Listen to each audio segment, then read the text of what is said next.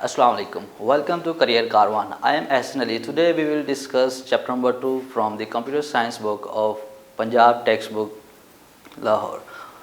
In this lecture we will discuss about the information network and benefits of information network. Also we will discussing how to create a network and how many types of internet, LAN, MAN, WAN, and lastly we will discuss OSI model of network. So let's start from the definition of information network. Information network is also called computer network. In computer networks, two or more devices connected together to share information from one device to another device. In this definition, we have discussed that one device can share data or information to any other device and also share their resources, either they are physical resources, hardware resources and software resources. So computer network क्या होता है, ये एक मजमूआ है दो या दो से ज़्यादा डिवाइसेस का। इनको आपस में इस तरह से ख़ास रूल्स होते हैं, कुछ स्टैंडर्ड्स होते हैं जिनके मुताबिक इनको जोड़ा जाता है आपस में। किसके लिए? ताकि वो आपस में डेटा शेयर कर सके, कुछ इन्फॉर्मेशन शेयर कर सके। तो इंफॉर्मेशन नेटवर्क को ही बेसिकली कंप्यूटर नेटवर्क्स कहा जाता है। इसमें दो काम हो रहे होते हैं, एक तो इन्फॉर्मेशन शेयरिंग होती है और उसके अलावा दूसरा काम होता है computing. The second one is computing. Computing क्या होती है? हमारे पास कंप्यूटिंग का वर्ड निकले कंप्यूट से और इसका मतलब है प्रोसेसिंग करना। तो हम एक जगह से, एक डिवाइस से डेटा उठाकर किसी दूसरी डिवाइस में लेके जाते हैं और फिर वहाँ पे कुछ प्रोसेसिंग करते हैं, या पहले डिवाइस में प्रोसेसिंग करते हैं उसके बाद डेटा शेयरिंग करते हैं। तो ये कंप्लीट प्रोसेस जो होता है उसे हम कंप्यूटिंग कहते हैं और फाइल शेयरिंग कहते हैं। और एक नेटवर्क बनाने के लिए हमारे पास कम से कम दो डिवाइसेस का होना लाजमी है। इसमें हम जो नेटवर्क बनेगा वो या तो वायरलेस हो सकता है या वायर्ड हो सकता है। और अगर वायर्ड है तो उस केस में हमारे पास जो मीडियम होगा वो हमारे पास केबल्स हो सकती हैं। केबल में फाइबर ऑप्टिक्स आ जाती है, कोई एक्सियल केबल आ जाती है, ट्विस्टेड पेयर केबल हमारे पास आ जाती है। और वायरलेस है, हम सेटेलाइट के थ्रू कनेक्ट कर सकते हैं, माइक्रोवेव सिग्नल्स के थ्रू हम कनेक्ट कर सकते हैं। तो बेसिकली जब दो डिवाइस को कनेक्ट किया जाता है थ्रू एनी मीडियम, वो एक नेटवर्क बनाते हैं। उस नेटवर्क में वो हर चीज़ शेयर कर सकते हैं जो कि एक डिवाइस में मौजूद होती है। अब उसके बेनिफिट्स क्या हैं हमारे पास, उनको डिस्कस करते हैं। सबसे पहले जो हमारे पास इंफॉर्मेशन नेटवर्क का बेनिफिट है रिसोर्स शेयरिंग। अब रिसोर्स शेयरिंग में क्या होता है, हमारे पास जो फिजिकल रिसोर्सेज होते हैं एक कंप्यूटर के पास, जैसे कि उसकी मॉनिटर है, उसका सीपीयू है, उसके हार्ड ड्राइव है, सीडी रोम है, इनको हम शेयर कर सकते हैं एक नेटवर्क के अंदर। जैसे लेट्स सपोज हमारे पास एक ऑर्गेनाइजेशन है, उसके अंदर काफ़ी ज़्यादा कंप्यूटर्स भरे हैं और हर कंप्यूटर में कोई ना कोई प्रिंट निकालना है। तो हमारे पास एक सिंगल प्रिंटर मौजूद हो सकता है नेटवर्क के अंदर। उसको हम नेटवर्क से कनेक्ट करेंगे और पूरी ऑर्गेनाइजेशन में जितने भी हमारे पास कंप्यूटर्स हैं वो सारे एक ही रिसोर्स को यूज़ करते हुए प्रिंट निकाल सकते हैं। हमारे पास स्कैनर मौजूद हो सकता है जो कि इनपुट डिवाइस है, इमेज को स्कैन करने के लिए इस्तेमाल किया जाता है। हम एक ही स्कैनर पूरी ऑर्गेनाइजेशन में यूज़ कर सकते हैं और एक ही प्रिंटर को पूरी ऑर्गेनाइजेशन में यूज़ कर सकते हैं। तो किसी भी कंप्यूटर ने अगर कोई प्रिंट निकालना है तो वो नेटवर्क के अंदर उस प्रिंटर का एड्रेस देगा और उसको सेंड कर देगा, जो भी डॉक्यूमेंट होगा तो वो उसी प्रिंटर के थ्रू डॉक्यूमेंट प्रिंट होकर हमारे पास आ जाएगा। और ये हो गया हमारे पास रिसोर्स शेयरिंग। इससे होगा क्या, हमारे पास मनी सेविंग, हमारे पास काफ़ी ज़्यादा जो होगी पैसों की बचत होगी। कि वैसे हमारे पास क्या तरीकाकार था कि हम हर डिवाइस के साथ, हर कंप्यूटर के साथ एक सेपरेट प्रिंटर अटैच करें तो हमारे पास जो प्रिंटर्स की कॉस्ट थी वो बहुत ज़्यादा बढ़ जानी थी। लेट्स सपोज अगर हमारे पास एक ऑर्गेनाइजेशन में 100 से ज़्यादा कंप्यूटर्स हैं तो हमें हर कंप्यूटर के साथ एक सेपरेट प्रिंटर अटैच करने की ज़रूरत पड़ सकती थी पहले। लेकिन कंप्यूटर नेटवर्क्स की मदद से हमने रिसोर्स को शेयर किए, एक ही रिसोर्स यूज़ करते हुए वो सारी ऑर्गेनाइजेशन में जितने भी कंप्यूटर्स हैं वो सारे एक ही प्रिंटर को यूज़ कर रहे हैं। ये हमारे पास होगी मनी सेविंग। उसके बाद इजी कम्युनिकेशन। अब इजी कम्युनिकेशन में क्या होता है कि हमारे पास एक नेटवर्क के अंदर सिर्फ हम रिसोर्स शेयरिंग नहीं करते थे, हम इंफॉर्मेशन शेयरिंग भी करते हैं। हमारे पास अगर कोई इन्फॉर्मेशन हमने किसी दूसरी डिवाइस तक वो इन्फॉर्मेशन शेयर करनी है तो हम एज अ टेक्स्ट मैसेज की फॉर्म में वो इन्फॉर्मेशन शेयर कर सकते हैं किसी भी दूसरी डिवाइस तक। तो हम कम्युनिकेशन भी कर सकते हैं। जैसे हमने कोई मैसेज सेंड किया तो जो दूसरा हमारे पास रिसीविंग डिवाइस होगी वो एज इट इज़ मैसेज को हमारे पास दोबारा सेंड भी कर सकती है। उसका कोई रिप्लाई होगा वो टाइप करके लिख के हमें शेयर भी कर सकता है। उसके अलावा हमारे पास जो कम्युनिकेशन होती है वो सिर्फ टेक्स्ट बेस के ऊपर ही महदूद नहीं है, हम उनमें फाइल्स भी शेयर कर सकते हैं, कोई वीडियो फाइल्स हैं वो शेयर कर सकते हैं, कोई PDF है, डॉक्यूमेंट है, वर्ड फाइल है, हमारे पास इमेजेस हैं, ग्राफिक्स हैं, ये साउंड है। हम हर किसी भी किस्म की फाइल को नेटवर्क के ऊपर शेयर कर सकते हैं वेरी इजीली। उसके बाद हमारे पास जो लास्ट बेनिफिट आया था, इंक्रीज इन प्रोडक्टिविटी। ज़ाहिर बात है कि जब हमारे पास रिसोर्स शेयरिंग हो रही है, हमारे पास कम्युनिकेशन हो रही है इजीली, हमारे पास मनी सेविंग हो रही है, तो हमारी जो प्रोडक्शन है वो लाजमी तौर पर इंक्रीज़ होगी। जब सबको हर इंफॉर्मेशन इजीली एक्सेसिबल है, एक ही कमरे में बैठे, अगर हमने किसी जो ऑर्गेनाइजेशन के हमारे मालिक हैं उनसे कोई इन्फॉर्मेशन शेयर करनी है तो हम मैसेज के तौर पे मैसेज सेंड करके उनसे कोई भी इजाज़त ले सकते हैं, कोई परमिशन हम दे सकते हैं, कोई भी डॉक्यूमेंट शेयर करना हम इजीली कर सकते हैं। हमारा टाइम सेविंग होगी, हमारी मनी सेविंग होगी, और इससे फ़ायदा क्या होगा, जो प्रोडक्शन है वो काफ़ी ज़्यादा इंक्रीज करेगी। तो ये हमारे कुछ बेनिफिट्स है इंफॉर्मेशन नेटवर्क्स के या कंप्यूटर नेटवर्क्स के। उसके बाद हम आ जाते हैं वर्क ग्रुप कंप्यूटिंग। अब वर्क ग्रुप कंप्यूटिंग जो होती है, इसमें हमारे पास दो वर्ड्स हैं। First one is work group and second is computing. Computing का मैंने आपको बता दिया, कंप्यूटिंग क्या है, प्रोसेसिंग, उसी को हम कंप्यूटिंग कहते हैं, प्रोसेसिंग कहते हैं। इसमें होता है कि कोई भी इंफॉर्मेशन अगर हम उसको किसी ख़ास फार्मूले के मुताबिक उसको प्रोसेस करें तो वो हम कहते हैं उसे कंप्यूट करना, कंप्यूटिंग करना। तो उसके बाद हमारे पास फर्स्ट वर्ड है दैट इज़ वर्क ग्रुप। इसमें क्या है कि इसमें फर्दर टू वर्ड्स है, वर्क एंड ग्रुप। मतलब हमारे पास एक ऐसा ग्रुप ऑफ पीपल हो सकता है जो कि काम करने किसी एक सिंगल टास्क पर, मतलब a group of people working together on a single task is called work group. तो एक वर्क ग्रुप के अंदर हमारे पास काफ़ी ज़्यादा लोग हो सकते हैं जो कि एक सिंगल टास्क के ऊपर काम कर रहे हो। अब होता ये है कि हमारे पास एक काफ़ी बड़ा टास्क है, उसको हम डिवाइड कर देते हैं कि ये वाला काम आपने करना है, ये वाला काम आपने करना है। तो इसी तरह हम बड़े टास्क को डिवाइड करके हर लोगों को असाइन कर देते हैं, जितने भी हमारे एक टीम के अंदर मेंबर्स होते हैं, तो हम हर मेंबर को एक एक टास्क असाइन कर देते हैं। तो जैसे वो सारा काम वो सेपरेटली कर देते हैं, उसके बाद हमने करना होता है उनको कंबाइन, कि जी आपने फर्स्ट पार्ट किया, आपने सेकंड किया, आपने थर्ड किया, तो सबको कंबाइन करके एक सिंगल टास्क हमने बना के तो पब्लिश करना होता है। तो इसको हम कोलैबोरेटिव ग्रुप भी कहते हैं या कोलैबोरेटिव कंप्यूटिंग भी कहते हैं। इसको वर्क ग्रुप कंप्यूटिंग भी कहते हैं और कोलैबोरेटिव कंप्यूटिंग भी कहते हैं। इसमें होता ये है कि एक टास्क को हम फर्दर डिवाइड कर देते हैं और हर मेंबर को असाइन कर देते हैं। जैसे भी करते हैं उसके बाद हम कंबाइन करके प्रोडक्शन के लिए भेज देते हैं। तो इसमें अब होता ये है कि जो काफ़ी ज़्यादा लोग हैं अपना अपना काम कर रहे हैं, उन्हें कुछ इन्फॉर्मेशन शेयरिंग करनी होगी, कुछ फाइल्स शेयरिंग करनी होगी, कुछ रिसोर्स शेयरिंग करनी होगी, ठीक है। तो इसीलिए हम यूज़ करते हैं कंप्यूटर नेटवर्क्स। तो कंप्यूटर नेटवर्क के अंदर रहते हुए वो इन्फॉर्मेशन इजीली शेयरेबल है, जो रिसोर्सेज है वो भी शेयर होते हैं। तो हमारे पास जो कंप्यूटर नेटवर्क है वो वर्क ग्रुप कंप्यूटिंग में बहुत अहम किरदार अदा करता है। इससे हमारी प्रोडक्शन काफ़ी ज़्यादा इंक्रीज़ हो सकती है। और वर्क ग्रुप कंप्यूटिंग में जो डिफरेंट लोगों के टास्क होते हैं उनको कंबाइन करने में जो काफ़ी ज़्यादा मुश्किलात का सामना आता है, तो उसको कंप्यूटर नेटवर्क्स ने काफ़ी आसान कर दिया है। तो इसमें जो डिफरेंट प्लेसेस पे लोग लाजमी नहीं कि वो एक ही कमरे में एक ही ऑर्गेनाइजेशन में बैठे हैं, वो किसी भी दुनिया के किसी भी कोने में हो सकते हैं। तो अपने घर में अपने कमरे में बैठ के अपने टास्क पे काम कर रहे हैं और बाद में जैसे ही वो कमिट करेंगे, पब्लिश करेंगे, तो सारे टास्क कंबाइन होके फॉरवर्ड कर दिए जाते हैं। तो ये सारा का सारा कंप्यूटर नेटवर्क्स के थ्रू हो रहा है। हमें किसी भी एक जगह पे बैठ के मैनुअली काम करना पड़ता है कि ये आपने पहला काम किया, दूसरा आपने काम किया, तो ये सारा कुछ ऑटोमेटिकली कंप्यूटर नेटवर्क्स हैंडल कर रहा होता है। उसके बाद आ जाता है जो हमारे पास बेनिफिट है that is email. Email stands for electronic mail. अब इसमें होता है कि हमारे पास कुछ मेल सर्वर्स होते हैं जो कि हमारी ईमेल्स का रिकॉर्ड रखते हैं। हमने कुछ मैसेज सेंड करना हो तो हमारा मैसेज आता है पहले मेल सर्वर पे, वो जाके चेक करते हैं कि ये मैसेज किसको सेंड किया, डेस्टिनेशन को, वो डेस्टिनेशन चेक करके उसको मेल फॉरवर्ड कर देता है। अब हमारे पास जो मशहूर ज़माना मेल सर्वर्स हैं वो कौन कौन से हैं? गूगल का सर्वर है, जीमेल सर्वर, हॉटमेल सर्वर है, लाइव सर्वर है, याहू का सर्वर है, जो कि मेल सर्विस की हमें प्रोवाइड कर रहे हैं सर्विसेज। तो इसमें हमारे पास किसी भी किस्म को मेल करने के लिए किसी शख्स को लाजमी है कि हमारे पास ईमेल एड्रेस होनी चाहिए।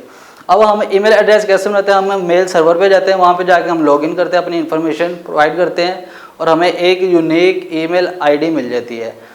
वो हम जाके इनबॉक्स में जब क्रिएट करते हैं मैसेज को कंपोज करते हैं तो उसमें सबसे पहले हम टाइप करते हैं डेस्टिनेशन का, क्या हमने किसको मैसेज सेंड करना है, जो रिसीविंग होगा उसका एड्रेस क्या होगा, तो हमने उसकी ईमेल आईडी वहाँ पे लिखनी होती है। उसके बाद हम सब्जेक्ट लिखते हैं कि जो मैसेज हम सेंड कर रहे हैं उसका सब्जेक्ट क्या होगा, तो उसका एक टाइटल लिखा जाए। तो उसके बाद मैसेज बॉडी होती है, उसमें हम टेक्स्ट लिख सकते हैं किसी भी फॉर्मेट में, हम उसको बोल्ड कर सकते हैं, इटैलिक कर सकते हैं, अलाइन कर सकते हैं। ये हो गया हमारे पास सिर्फ टेक्स्ट। उसके अलावा जो हमारे पास पोर्शन होता है अटैचमेंट्स का। अब अटैचमेंट में हम हर किस्म की फ़ाइल को अटैच कर सकते हैं, चाहे वो हमारी PDF फाइल है, वर्ड फाइल है, इमेजेस है, वीडियोज़ हैं, ऑडियोज़ हैं, इवन के हमारे पास कुछ वेबसाइट्स हैं, हम उनको भी अटैच कर सकते हैं ईमेल के अंदर। और बाद में हमने सेंड करना होता है तो जो मेल सर्वर पे, वहाँ पे हम मेल जो चले जाती है मेल सर्वर पे। अब मेल सर्वर चेक करता है कि जो आपने डेस्टिनेशन एड्रेस लिखा है वो वैलिड है या इनवैलिड है। अगर वो वैलिड है, एग्जिस्ट करता है, तो जो मेल आपकी होती है वो उसको फॉरवर्ड कर दी जाती है। और अब दूसरा आ जाता है रिसीविंग डिवाइस के बाद। जो रिसीविंग हमारे पास नोड होता है उसने क्या करना होता है, लाजमी नहीं कि वो ऑनलाइन होगा तो उसे ईमेल मिलेगी। जो हमारे पास ईमेल का बेनिफिट है उसमें ये चीज़ भी आ जाती है कि जो हमारे पास रिसीवर है उसका ऑनलाइन होना लाजमी नहीं है, जो कि भी उसकी मेल होती है वो मेल सर्वर पे सेव होती है परमानेंटली। तो जैसे ही जो हमारे पास रिसीवर है वो ऑनलाइन होगा तो उसको इनबॉक्स में वो वाले मैसेजेस शो होंगे, वो उसको रीड कर सकता है, डिलीट कर सकता है, फॉरवर्ड कर सकता है। तो ये हमारे हो गए ईमेल के बेनिफिट्स। ईमेल के बेनिफिट्स में क्या क्या आ जाता है, हमारे पास इंफॉर्मेशन शेयरिंग हो सकती है, इसमें डॉक्यूमेंट शेयरिंग हो सकती है, हम वेबसाइट्स को शेयर कर सकते हैं, टेक्स्ट मैसेजेस को शेयर कर सकते हैं, और हमारे पास काफ़ी ज़्यादा जो टाइम है वो सेव हो जाता है। बिल्कुल फास्ट, वेरी फास्ट कम्युनिकेशन होती है इसमें ईमेल के ज़रिए। और ये एक ऑर्गेनाइजेशन के अंदर एक वैलिड तरीकाकार है जिसके ज़रिए हम कम्युनिकेशन जो होती है इंफॉर्मेशन वो शेयर करते हैं। उसके अलावा क्या हमारे पास के जो रिसीवर उसका अवेलेबल होना लाजमी नहीं है, वो किसी भी वक्त ईमेल को रीड कर सकता है और उसका रिस्पॉन्स कर सकता है। ये हो गया हमारे पास बेनिफिट्स ऑफ इंफॉर्मेशन नेटवर्क्स। उसमें हमने वर्क ग्रुप कंप्यूटिंग पढ़ा है, ईमेल पढ़ा और फर्दर ईमेल के बेनिफिट्स पढ़े। उसके बाद हम देखते हैं कि इंटरनेट क्या होता है और उसकी हिस्ट्री क्या है और उसके बेनिफिट्स क्या हैं और यूजेस क्या हैं। तो जो इंटरनेट है बेसिकली वो होता है हमारे पास काफ़ी ज़्यादा जो मिलियंस ऑफ डिवाइसेस हैं उनको जब कनेक्ट किया जाता है तो वो एक इंटरनेट को क्रिएट करते हैं। अब इंटरनेट के अंदर मिलियंस ऑफ डिवाइसेस है जो कि ऑनलाइन है और कनेक्टेड है आपस में, वो इन्फॉर्मेशन को शेयर कर रहे होते हैं। हम किसी भी इंफॉर्मेशन को एक्सेस कर सकते हैं वेरी इजीली, और हम ऐसे फील करते हैं जैसे हम एक ही कमरे में बैठ के पूरी दुनिया को एक्सेस कर रहे होते हैं। हम दुनिया की किसी भी इंफॉर्मेशन को एक्सेस कर सकते हैं, उसको शेयर कर सकते हैं, किसी दूसरों को प्रोवाइड कर सकते हैं इंटरनेट के थ्रू। इंटरनेट होता है क्या, बेसिकली ये छोटे छोटे नेटवर्क्स बने थे स्टार्ट में, तो जब उनको कंबाइन किया गया तो हमारे पास एक बड़ा नेटवर्क बन गया, उसको हम इंटरनेट कहते हैं। ये ग्लोबली हमें अवेलेबल है। हमें इंटरनेट से कनेक्ट होने के लिए क्या करना पड़ता है, सिर्फ एक इंटरनेट सर्विस प्रोवाइडर से सर्विस ख़रीदनी पड़ती है, वो हमारा कनेक्शन कर देता है। इधर वो वायरलेस हो सकता है, वायर्ड हो सकता है, तो किसी भी फॉर्म में हम कनेक्ट हो सकते हैं इंटरनेट के साथ, और उसके बाद हम कम्युनिकेशन कर सकते हैं। तो नेक्स्ट हम बात करते हैं हिस्ट्री ऑफ इंटरनेट। अब हिस्ट्री ऑफ इंटरनेट में क्या है कि हमारे पास 1960 में US की जो गवर्नमेंट थी उन्होंने एडवांस जो हमारे पास आर्मी के होते हैं डिफेंस पर्पसेस के लिए, कम्युनिकेशन के लिए, उनको काम असाइन किया है कि आपने एक एफिशिएंट वे फाइंड करना है कि हमारी जो कम्युनिकेशन वो सिक्योर हो और आपस में हम इजीली कम्युनिकेट कर सके। तो ये उनको एक प्रोजेक्ट के तौर पर असाइन हुआ था कि आपने कम्युनिकेशन के लिए आपस में एक कोई ना कोई तरीकाकार निकालना जो कि एफिशिएंट हो और सिक्योर हो। तो इससे हुआ क्या था कि जो उनकी डिफेंस एजेंसी थी उसका नाम था DARPA, that is DA in 1960s। तो हमारे पास जो अमेरिका की डिफेंस एजेंसी उसका नाम है defence advance research project agency, that is DARPA. तो 1960 में इसको प्रोजेक्ट के तौर पर असाइन हुआ था कि आपने कोई नेटवर्क बनाना है, कोई कम्युनिकेशन के लिए एक एफिशिएंट टेक्निक आपने निकालनी है। तो उन्होंने क्या किया था, 1969 में एक तरीकाकार उन्होंने प्रेजेंट किया था कि हम एक नेटवर्क डिज़ाइन करते हैं जो कि 4 कंप्यूटर डिवाइसेस पे मुश्तमिल था। तो उन्होंने 4 डिवाइस को कनेक्ट किया और आपस में कम्युनिकेशन के लिए उनको यूज़ करते थे। उन्होंने एक केबल के ज़रिए नेटवर्क डिज़ाइन किया था। उसके बाद ये इतना नेटवर्क था पॉपुलर हो गया, उन्होंने पूरी आर्मी के अंदर इस तरह के छोटे छोटे नेटवर्क डिज़ाइन कर लिए। उसके बाद 1970 से 1980s के दरमियान काफ़ी ज़्यादा नेटवर्क से छोटे छोटे जो कि बन चुके थे। उसके अलावा 1986 में हमारे पास जो नेशनल साइंस फाउंडेशन थी, वो भी काफ़ी बड़ी ऑर्गेनाइजेशन है यूएस की, उन्होंने भी अपना पूरी ऑर्गेनाइजेशन में एक नेटवर्क क्रिएट कर लिया। तो जो डारपा था, उन्होंने जो अपना नेटवर्क क्रिएट किया तो उसको उन्होंने नाम रखा था आरपा नेट का, एडवांस रिसर्च प्रोजेक्ट का नेटवर्क। तो उन्होंने अपना नेटवर्क, और फिर बाद में 1989 में जो एनएसएफ थी, नेशनल साइंस फाउंडेशन, और जो डारपा थी, उनका जो नेटवर्क था, इन दोनों ने आपस में कोलैबोरेशन कर ली। तो हमारे पास एक बिगर नेटवर्क बन के आया। फिर इसी तरह जो दूसरी ऑर्गेनाइजेशन थी, उन्होंने अपना नेटवर्क बनाया था, उन्होंने अपनी इंफॉर्मेशन शेयर करना शुरू कर दी और उसी नेटवर्क के साथ मुंसलिक होना शुरू हो गए।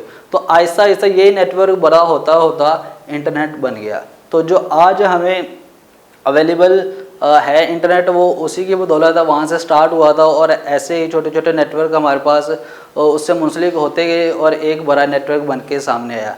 उसमें काफ़ी ज़्यादा डिवाइसेज जो कि वायरलेसली कनेक्ट हैं और कुछ वायर्ड से कनेक्ट हैं। उसके बाद आ जाते हैं यूजेस ऑफ इंटरनेट पे। अब इंटरनेट के जो काफ़ी ज़्यादा बेनिफिट्स हैं और यूजेस हैं, उनमें सबसे पहले आया था world wide web, that is WWW। कोई भी वेबसाइट हमारे पास दुनिया में पब्लिश होती है, क्रिएट होती है, तो उसका एक रिकॉर्ड रहता है वर्ल्ड वाइड वेब पे। हमारे पास जितनी भी वेबसाइट्स हैं उन सब का रिकॉर्ड है वर्ल्ड वाइड वेब पे। तो जो वेबसाइट होती है, website basically combination of web pages है, और हर वेब पेज के अंदर हमारे पास डिफरेंट इमेजेस हो सकती हैं, वीडियोज़ हो सकते हैं, कुछ लिंक्स हो सकते हैं, हाइपर लिंक्स जिन्हें कहा जाता है, और टेक्स्ट हो सकता है बहुत ज़्यादा। जो वीडियोस होंगी, जो टेक्स्ट होगा, वो भी इंटरकनेक्टेड होगा, लिंक्ड होगा किसी दूसरी वेबसाइट के थ्रू, किसी दूसरे डॉक्यूमेंट का लिंक होगा एक वेब पेज के अंदर। तो जो एक वेब पेज है वो स्टैटिक भी हो सकता है और डायनेमिक भी हो सकता है। डायनेमिक इस केस में कि जो भी उसके ऊपर इंफॉर्मेशन है वो चेंज हो सकती है।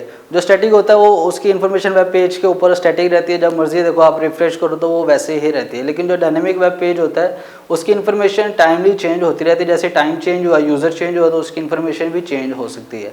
तो उस पर जैसे ही हम किसी इमेज पे लिंक पे क्लिक करते हैं तो कोई दूसरी वेबसाइट खुल जाती है। तो काफ़ी ज़्यादा जो वेबसाइट्स हैं उनके लिंक्स हम एक वेब पेज के अंदर प्रोवाइड कर सकते हैं, और हर वेबसाइट का रिकॉर्ड होता है हमारे पास WWW के पास। उसके बाद आ जाता है हमारे पास जो नेक्स्ट होता है, दैट इज़ ईमेल।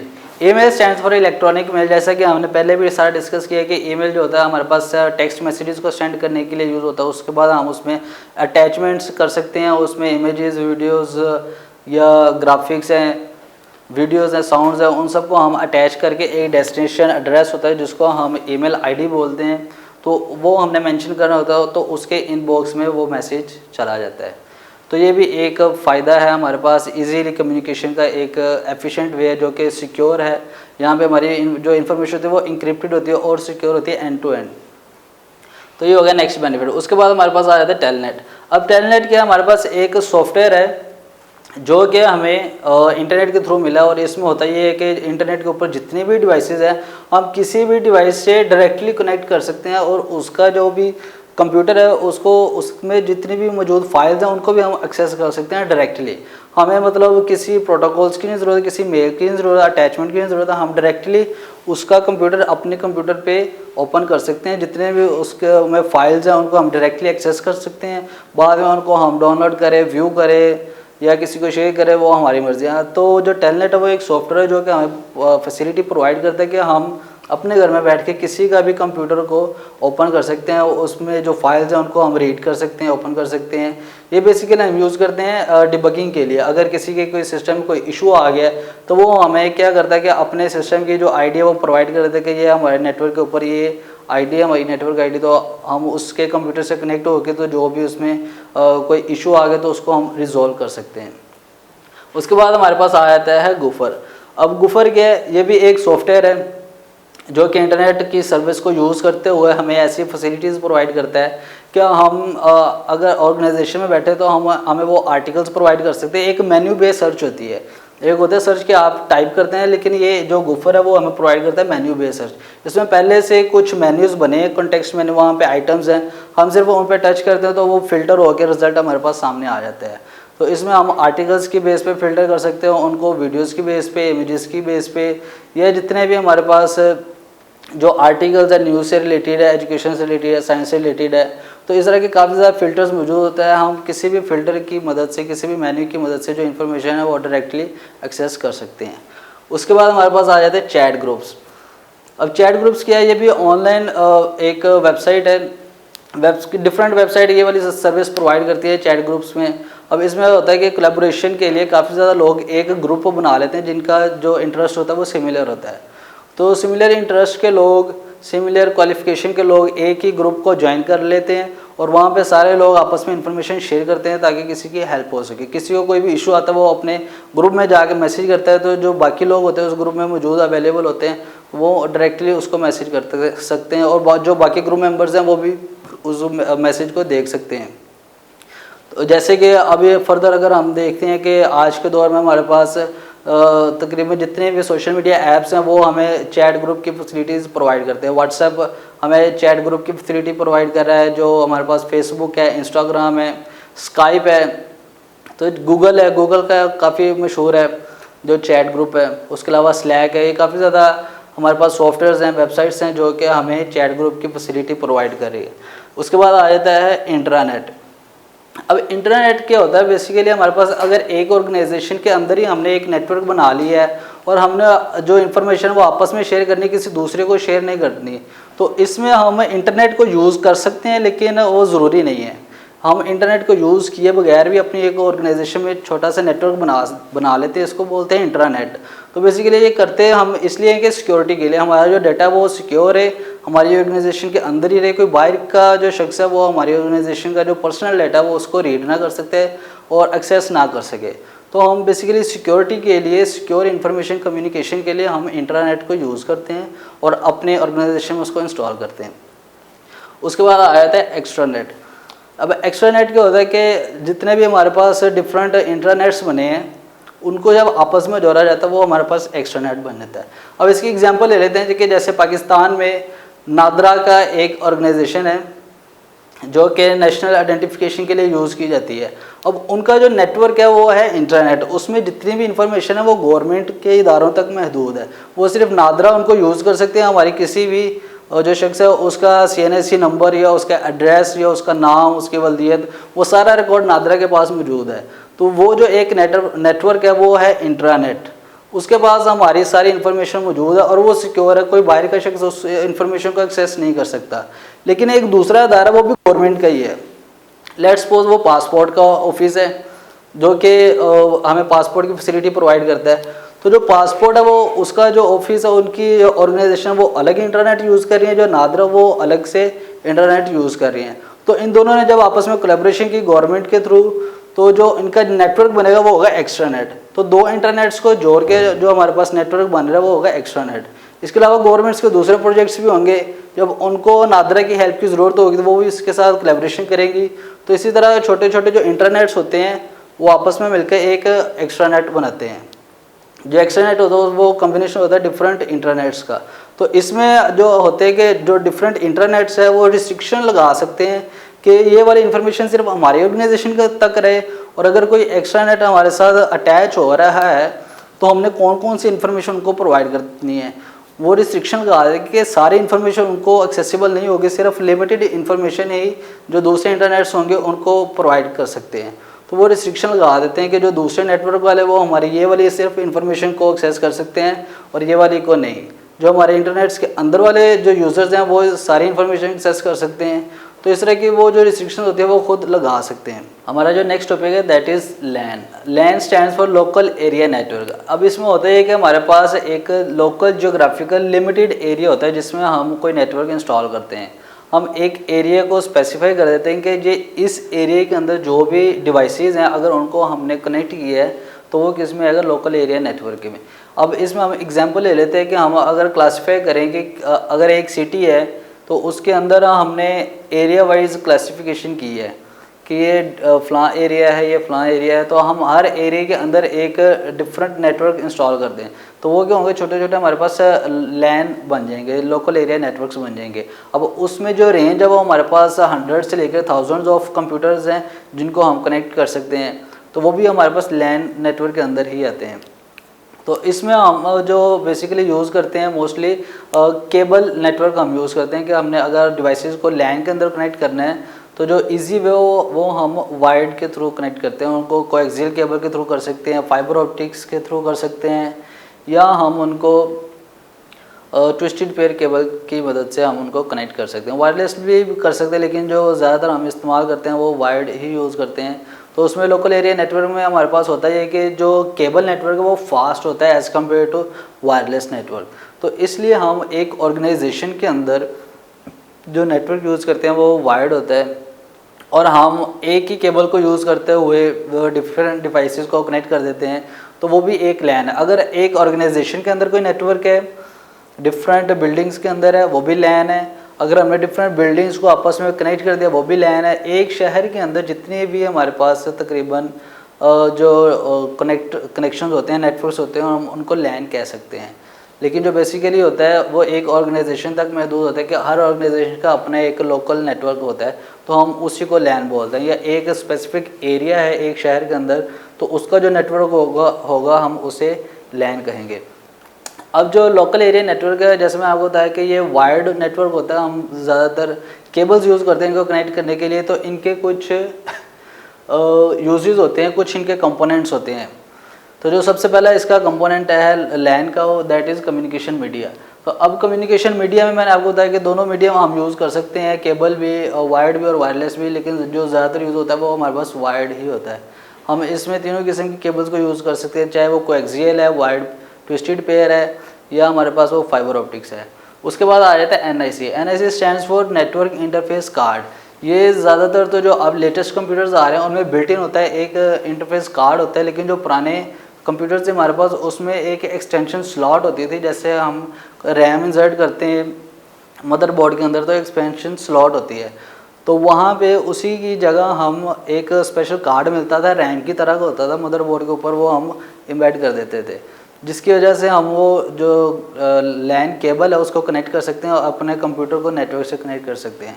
तो बेसिकली कंप्यूटर को नेटवर्क के साथ कनेक्ट करने के लिए हमारे पास जो यूज़ होता है इंटरफेस, उसको हम कहते हैं नेटवर्क इंटरफेस कार्ड। उसके बाद हमारे पास आ जाते हैं ब्रिजेस। अब ब्रिजेस, गेटवे और राउटर, ये एक नेटवर्क डिवाइसेस हैं। अगर हमने नेटवर्क के साथ कनेक्ट होना, तो ये तीनों डिवाइसेस हमें नेटवर्क के साथ कनेक्ट होने के लिए मदद देती हैं। अब इनमें सिर्फ थोड़ा सा डिफरेंस है।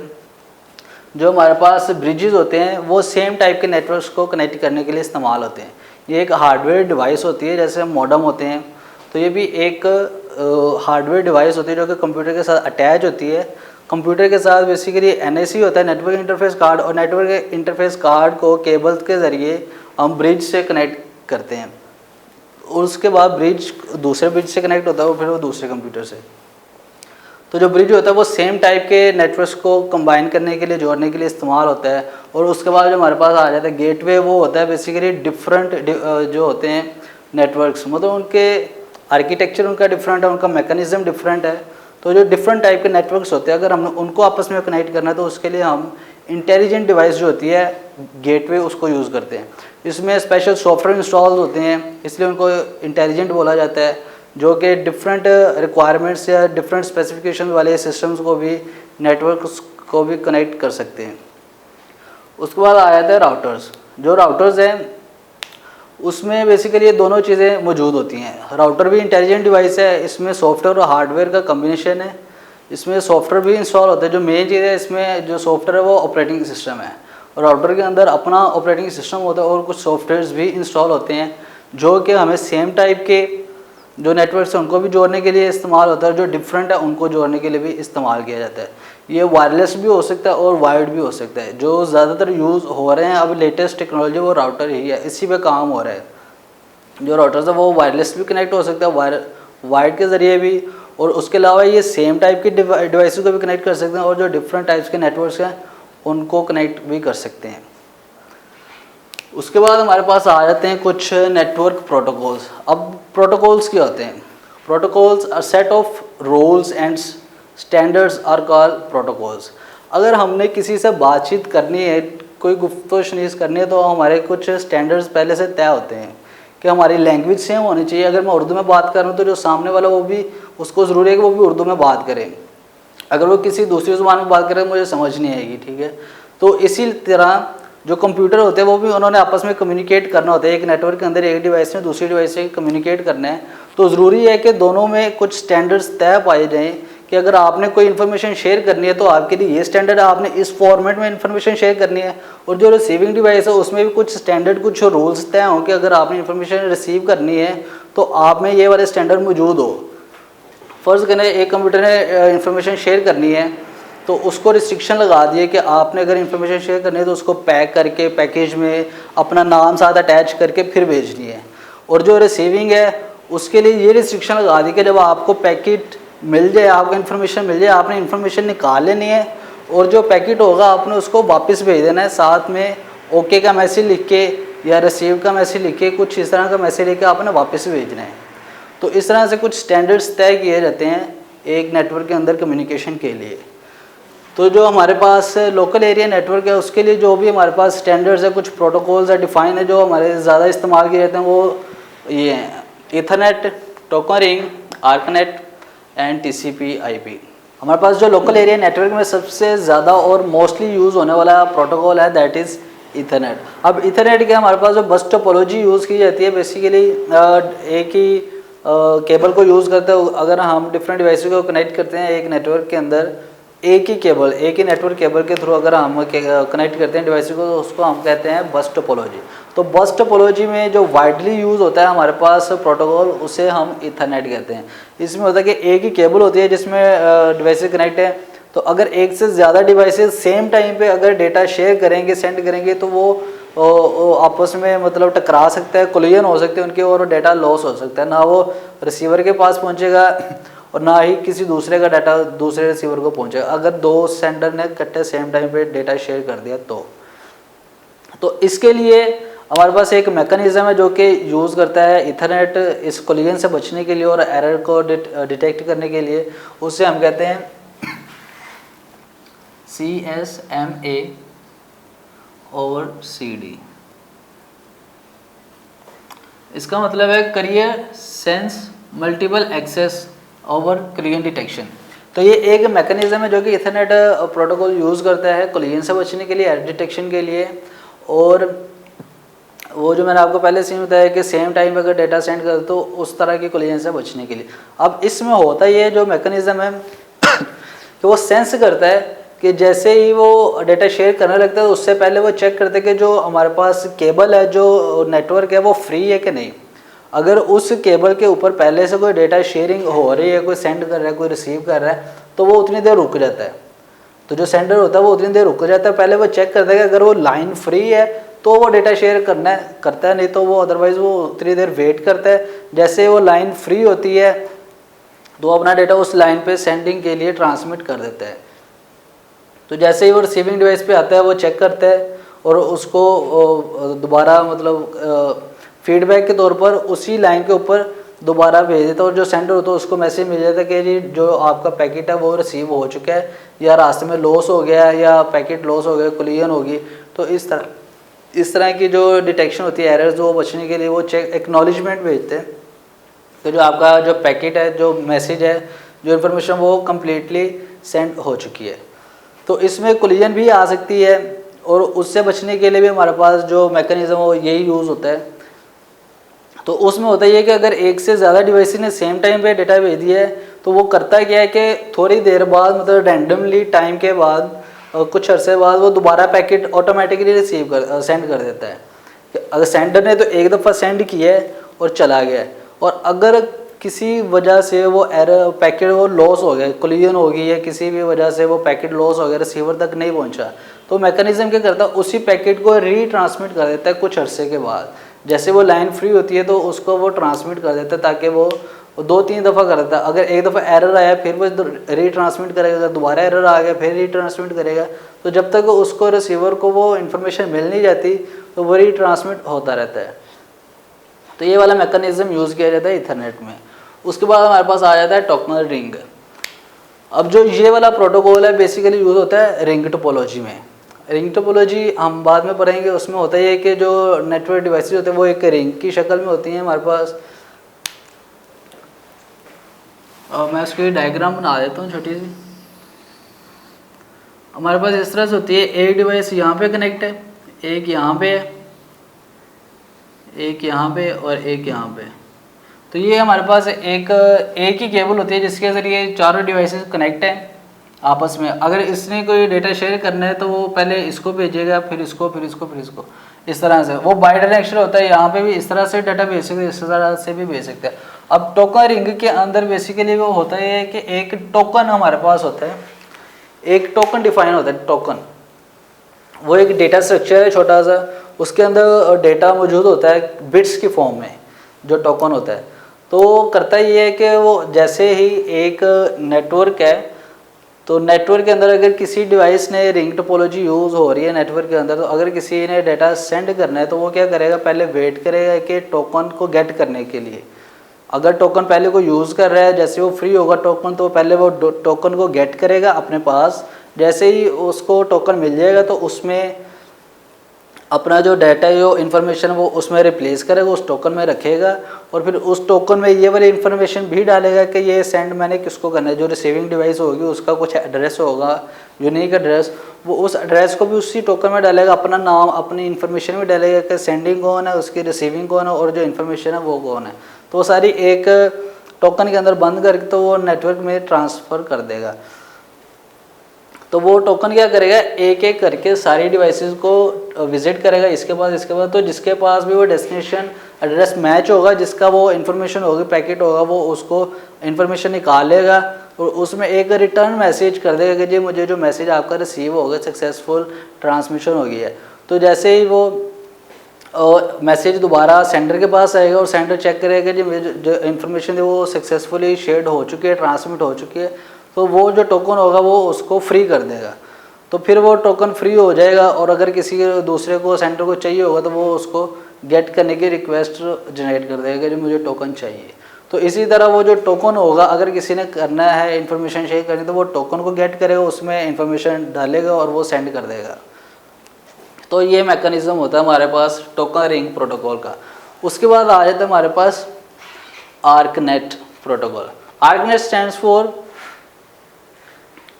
जो आर्कनेट है बेसिकली वो हमारे पास यूज़ होता है अटैच रिसोर्स कंप्यूटर नेटवर्क के लिए। तो इसमें बेसिकली ये भी टोकन ही यूज़ करता है, जैसे हमने टोकन रिंग को पहले देखे, इसी तरह इसमें भी यूज़ होता है टोकन, लेकिन इसका मैकेनिज्म थोड़ा सा चेंज है टोकन रिंग से। अब इसमें होता है कि रिंग टोपोलॉजी यूज़ होगी इसमें भी, और इसमें जो हमारे पास जो केबल्स हैं वो हम यूज़ कर सकते हैं, कोएक्सियल केबल यूज़ कर सकते हैं, हम ट्विस्टेड पेयर केबल यूज़ कर सकते हैं। तो ये थोड़ा सा स्लो, जो पहले हमारे पास आर्कनेट होते थे वो थोड़े से स्लो था, लेकिन अब जो लेटेस्ट आ रहा है वो काफ़ी फास्ट है। उसमें हम 100 Mbps मतलब 100 मेगाबाइट्स को एक सेकेंड में हम सेंड कर सकते हैं। 100 Mbps इसका जो ट्रांसफ़र रेट है वो अब हो चुका है। तो अब ये फाइबर ऑप्टिक्स के लिए भी फिजिबल है, उसको भी यूज़ कर सकती है। तो इसमें जो मैकेनिज्म होता है वो रिंग टोपोलॉजी यूज़ की जाती है, लेकिन उसमें होता ये है कि टोकन जो होता है, अगर ये लेट्स सपोज ये वाली डिवाइस है जिससे डेटा सेंड करना है, तो वो जो टोकन होगा वो इसके पास आएगा।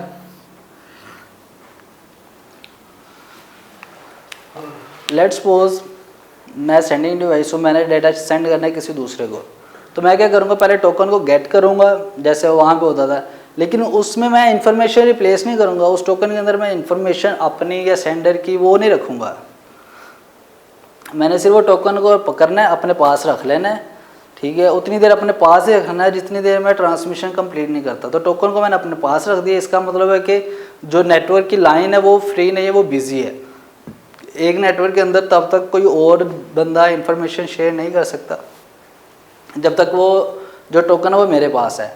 तो टोकन उतनी देर मेरे पास ही रहेगा जब तक मेरी ट्रांसमिशन कंप्लीट नहीं होगा। टोकन मैंने पकड़ा, गेट किया, जैसे टोकन फ्री था, तो टोकन जो होता है वो रिंग के अंदर वो सर्कुलेट करता रहता है, वो मूव करता रहता है। जैसे कि ये रिंग है तो इसके अंदर वो सर्कुलेट करता रहता है, हर डिवाइस के पास होके फिर गुजरता रहता है टोकन। तो अगर किसी ने डेटा सेंड करना तो वो क्या करेगा, उस टोकन को पकड़ लेगा अपने पास, ठीक है, उस पर कब्जा कर लेगा और फिर उसको अपने पास ही रखेगा और इन्फॉर्मेशन शेयर करेगा डायरेक्टली जिसके साथ उसने कम्युनिकेट करना है, तो उसको उस लाइन के थ्रू जो भी हमारे पास नेटवर्क लाइन होगी उस नेटवर्क में वो इन्फॉर्मेशन शेयर करेगा और रिसीविंग डिवाइस उसको रिसीव करेगी, एक्नॉलेजमेंट भेजेगी। तो जैसे उनकी जो कम्युनिकेशन वो ख़त्म हो जाएगी तो वो क्या करेगा, वो टोकन को छोड़ देगा, वो रिलीज़ कर देगा टोकन को। तो फिर वो टोकन जो होगा वो सर्कुलेट करना शुरू हो जाएगा उसी रिंग के अंदर। तो अगर किसी और ने डेटा ट्रांसफ़र करना है तो फिर उसको टोकन को पकड़ लेगा, डेटा ट्रांसमिशन करेगा और फिर टोकन को फ्री कर देगा। तो ये मैकेनिज़्म है आर्कनेट का। उसके बाद जो हमारे पास यूज़ होता है वो TCP/IP, जो फेमस अभी तक ग्लोबली यूज़ हो रहा प्रोटोकॉल वो है TCP/IP। ये मैंने आपको बताया बेसिकली ये लैन में यूज़ होते हैं अगर हमने लोकल एरिया नेटवर्क बनाना है। तो जो TCP/IP है ये हम लोकली भी यूज़ कर सकते हैं और वाइडली भी यूज़ कर सकते हैं ग्लोबली। अगर हमने इंटरनेट में देखें तो जो हमारे पास प्रेजेंट इंटरनेट है उसमें जो वाइडली यूज़ हो रहा है हमारे पास बहुत ज़्यादा तौर पे तकरीबन हर डिवाइस यही प्रोटोकॉल यूज़ करती है TCP/IP। ये 1973 में डेवलप किया गया था प्रोटोकॉल। तो इसमें जो मैकेनिज़्म है वो है TCP/IP stand for transmission control protocol over internet protocol. अब ये जो IP है इसमें लास्ट वाला IP stand for internet protocol. इसमें जो मैकेनिज़्म है वो ये कि एक इंटरनेट के अंदर जो भी डिवाइस कनेक्ट होगी, डिफरेंट डिवाइसेज है, चाहे वो किसी भी एरिया से ताल्लुक़ रखती है, किसी भी मुल्क से ताल्लुक़ रखती है, तो हर डिवाइस का जो IP होगा, IP एड्रेस वो यूनिक होगा। इंटरनेट के अंदर हर डिवाइस की एक यूनिक आइडेंटिफिकेशन होती है, उसको हम IP नंबर बोलते हैं। तो TCP/IP ने क्या किया, ये ऐसा प्रोटोकॉल है, इसने पूरे इंटरनेट के अंदर यूनिक आइडेंटिफिकेशन के लिए IP नंबर इंट्रोड्यूस करवाया था, जो हम लोग इस्तेमाल करते हैं, जैसे 192.168.10.1। तो ये क्या, ये एक कंप्लीट IP एड्रेस है, ये किसी न किसी कंप्यूटर का हो सकता है इंटरनेट के ऊपर, ये रैंडमली है। तो कंप्यूटर के ऊपर जितनी भी एक इंटरनेट के ऊपर जितनी भी डिवाइसेस कनेक्ट, हर एक का एक यूनिक IP एड्रेस मौजूद होता है इस तरह का। तो ये बेसिकली इसी IP एड्रेस को यूज़ करते हुए उसकी कंप्लीट आइडेंटिफिकेशन करते हैं कि जो कंप्यूटर है इसकी लोकेशन क्या, कौन से एरिया में, कौन सी कंट्री में है और इसका नेटवर्क कौन सा है, इसका प्रोटोकॉल कौन सा है। तो अगर हमने इन्फॉर्मेशन शेयर करनी है तो हम डायरेक्टली उसके IP को यूज़ करते हुए उसको इन्फॉर्मेशन शेयर कर देते हैं। तो ये सारा काम TCP/IP करता है और ये बहुत रिलायबल है, फास्ट है। इसमें जो पैकेट लॉस वाला काम वो नहीं होता, कोलिजन डिटेक्शन नहीं होती और पैकेट लॉस नहीं होता, बहुत रिलायबल और फास्ट है because of unique IP address. इसी की वजह से इसकी जो कम्युनिकेशन है वो रिलायबल है, इन दोनों के दरमियान एक कनेक्शन बिल्ड हो जाता है और कम्युनिकेशन होती रहती है। उसके बाद हम चेक करते हैं, हमारे पास आ जाते हैं ISDN वर्सेस DSL। अब ये क्या, हमारे पास इनको आप प्रोटोकॉल्स भी कह सकते हैं, टोपोलॉजीज भी कह सकते हैं और हार्डवेयर डिवाइसेस भी कह सकते हैं। और जो ISDN है और जो DSL है, हमारे पास इंटीग्रेटेड सर्विस डिजिटल नेटवर्क, मतलब जो इन्फॉर्मेशन होगी वो डिजिटली शेयर होगी। आमतौर पर जो हमने देखा है जितने भी नेटवर्क डिवाइसेस हैं हमारे पास, जो डेटा शेयर होता है एक जगह से दूसरे, तो जो कम्युनिकेशन हमारे पास मीडियम होता है वहाँ पे जो डेटा शेयरिंग होती है वो एनालॉग सिग्नल्स की फॉर्म में होती है। अगर हम कोई भी मीडियम देखें तो उसमें जो इन्फॉर्मेशन शेयर होती है वायरलेसली वो एनालॉग सिग्नल में होती है। तो जो ISDN वो एक ऐसी डिवाइस है जो कि डिजिटल सिग्नल्स को ट्रांसमिट करने के लिए इस्तेमाल होती है। अगर हमने डिजिटल सिग्नल की ट्रांसमिशन करनी है, सेंड करनी है कि जो डेटा हमारा वो एनालॉग सिग्नल की बजाय डिजिटल सिग्नल में ट्रांसफ़र हो, तो उसके लिए हम यूज़ करते हैं ISDN। तो ISDN को यूज़ करने का जो मेन फ़ायदा वो ये है कि जो डिजिटल सिग्नल की ट्रांसमिशन है वो फास्ट होती है as compare to analog signal. तो इसका जो डेटा ट्रांसफ़र रेट है वो काफ़ी ज़्यादा होता है एनालॉग सिग्नल की निस्बत। तो ISDN को यूज़ करने के लिए हमारे पास दोनों एंड्स पे, अगर सेंडिंग डिवाइस और रिसीविंग डिवाइस है, दोनों के लिए ISDN डिवाइस को लगाना ज़रूरी है। अगर हमने डेटा सेंड करना है तो उसके लिए भी ISDN लगा होना चाहिए और अगर रिसीविंग डिवाइस है उसके लिए भी ISDN लगा होगा तो वो डेटा ट्रांसफ़र हो सकता है डिजिटली। ये टेलीफोन लाइन को यूज़ करते हुए डेटा ट्रांसफ़र करता है। उसके बाद हमारे पास आ जाता है DSL। DSL stand for digital subscriber line. ये भी एक मॉडम होता है और डेटा ट्रांसफ़र करने के लिए एनालॉग सिग्नल में डेटा ट्रांसफ़र करता है जो DSL होता है। तो इसमें फ़र्क ये है कि ये हमारे पास फास्ट होता है एज़ कम्पेयर टू ISDN, और इसमें हमारे पास जो केबल होती है टेलीफोन लाइन, उसमें या तो हम टेलीफोन वाली लाइंस उनको यूज़ कर सकते हैं या तो हम इंटरनेट को यूज़ कर सकते हैं। जैसे कि हमारे पास 2 कनेक्शन होते हैं, उसमें एक टेलीफोन को यूज़ करने के लिए होता है, दूसरा इंटरनेट को यूज़ करने के लिए होता है। ISDN में हमने दोनों at a same time use नहीं कर सकते। अगर हमने कोई फ़ोन आ गया तो हमारा इंटरनेट का कनेक्शन डिसेबल हो जाएगा, कनेक्शन लॉस हो जाएगा, और अगर हम इंटरनेट यूज़ करें तो हमें कोई कॉल रिसीव नहीं हो सकेगी। तो जो DSL है वो दोनों को यूज़ करने के लिए इस्तेमाल होता है। हम at a same time phone calls भी कर सकते हैं और इंटरनेट भी यूज़ कर सकते हैं। उसका फर्दर हमारे पास एक वर्जन आता है ADSL, asymmetric digital subscriber line. तो ये DSL से भी ज़्यादा फास्ट होता है। जो नेक्स्ट हमारे पास आ जाता है, ये हमने सारा डिस्कस किया है लोकल एरिया नेटवर्क के लिए। उसके लिए हमने प्रोटोकॉल्स देख लिए हैं, उसके कंपोनेंट्स देख लिए हैं। तो उसके बाद हमारे पास आ जाता है मैन। बेसिकली इनका डिफरेंस भी आ जाता है कि what is the difference between LAN, MAN and वैन। तो जो लैन होता है वो लोकल एरिया नेटवर्क है, MAN stands for metropolitan area network and वैन stands for wide area network. तो जो मैन है पहले उसको डिस्कस करते हैं कि इसमें होता है कि मेट्रोपॉलिटन एरिया, इसमें होता है कि जो हमारे पास जो नेटवर्क्स है वो सिटीज़ की बेस पे ना उनको मतलब लिमिटेड होते हैं कि हम एक शहर के अंदर या एक जोग्राफिकल एरिया, जैसा कि हमने लिमिटेड किया था लैन में, ये छोटा नेटवर्क था। अगर हम उसको थोड़ा बड़ा कर दे तो वो आ जाता है मैन के अंदर। अगर हम डिफरेंट लैंड्स को जोड़े हैं आपस में, छोटे छोटे लैंड्स है, एक ऑर्गेनाइजेशन है दूसरी ऑर्गेनाइजेशन है, ये एरिया वाइज जो हमने क्लासिफिकेशन की थी डिफरेंट लैंड्स की, तो अगर हम उन सब लैंड्स को जो छोटे छोटे लोकल एरिया नेटवर्क्स हैं अगर हम उनको कनेक्ट करें तो हमारे पास जो बनेगा वो मैन बनेगा। उसमें मेट्रोपॉलिटन एरिया मतलब ये छोटे छोटे जो लैंड्स होते हैं लैंड नेटवर्क, उनको कनेक्ट करके हमारे पास एक बड़ा नेटवर्क बन जाता है मैन। उसको हम सिटी वाइज देख सकते हैं कि हर शहर में का एक अपना अपना मैन है। मैन नेटवर्क जो होता है मेट्रोपॉलिटन एरिया नेटवर्क जो होता है वो हर सिटी का अपना होगा, और हर सिटी के अंदर जो छोटे छोटे लैंड नेटवर्क बने होंगे एरिया वाइज। उसके बाद हम देख लेते हैं वाइड एरिया नेटवर्क। अब वाइड एरिया नेटवर्क में क्या होगा, ये कम्बिनेशन होता है डिफरेंट मैन का।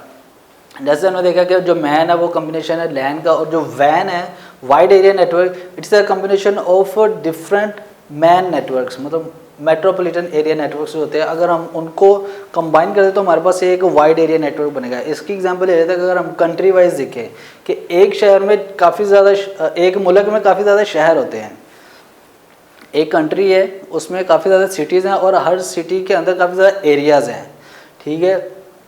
तो हर एरिया का अपना लैन होगा, ठीक है। उन एरियाज़ को कंबाइन करके हमारे पास एक शहर बनेगा, तो हर शहर का अपना एक मैन नेटवर्क होगा, ठीक है।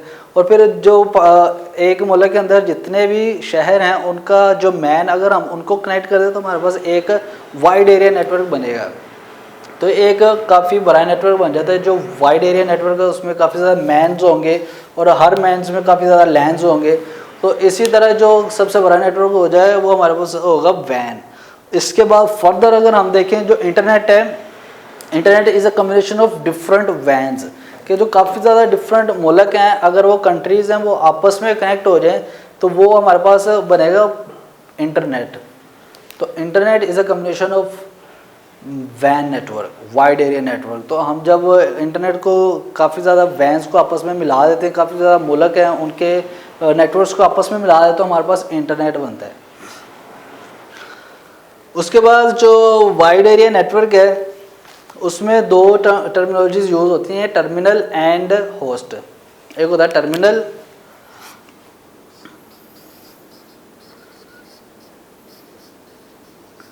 और दूसरा होता है होस्ट।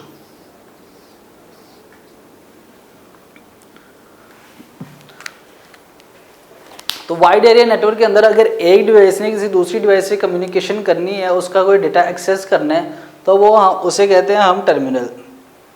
कि अगर किसी ने डेटा सेंड करना है या रिसीव करना है उसे हम कहते हैं टर्मिनल, जो कनेक्टेड डिवाइस होती है। और जो डिवाइस जहाँ से हमने डेटा गेट करना है उसे हम कहते हैं होस्ट।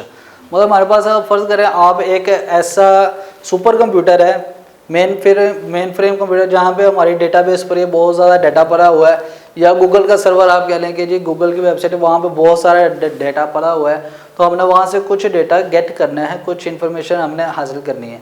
तो जो हासिल करने वाली डिवाइस होगी उसको हम कहेंगे टर्मिनल, और जो डेटा प्रोवाइड करेंगे उसको हम कहेंगे जी ये होस्ट है, ये हमें होस्टिंग प्रोवाइड कर रही है, ये डेटा हमारा होस्ट कर रही है। तो वहाँ पे काफ़ी ज़्यादा डेटा पड़ा होगा, जो होस्ट डिवाइस होगी वहाँ से अगर हमने डेटा गेट करना है तो वो टर्मिनल डिवाइस होगी जिसने वो डेटा गेट करना है। तो ये दो टर्मिनोलॉजीज यूज़ होती हैं वाइड एरिया नेटवर्क के अंदर।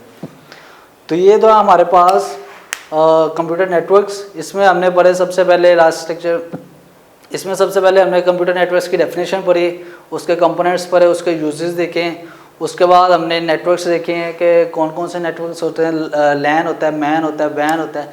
उसके बाद लोकल एरिया नेटवर्क्स में जितने प्रोटोकॉल्स होते हैं उसके कंपोनेंट्स होते हैं, हमने वो सारे देख लिए हैं। उसके बाद इनका डिफरेंस देख लिया कि लैन, मैन और वैन का डिफरेंस क्या होता है। आज के लिए इतने काफ़ी था, मिलते हैं अपने नेक्स्ट लेक्चर में, तब तक अपना ख्याल रखिएगा, दुआ में याद रखिएगा और मुझे इजाज़त दें, मिलते हैं नेक्स्ट लेक्चर में, तब तक अल्लाह हाफिज़।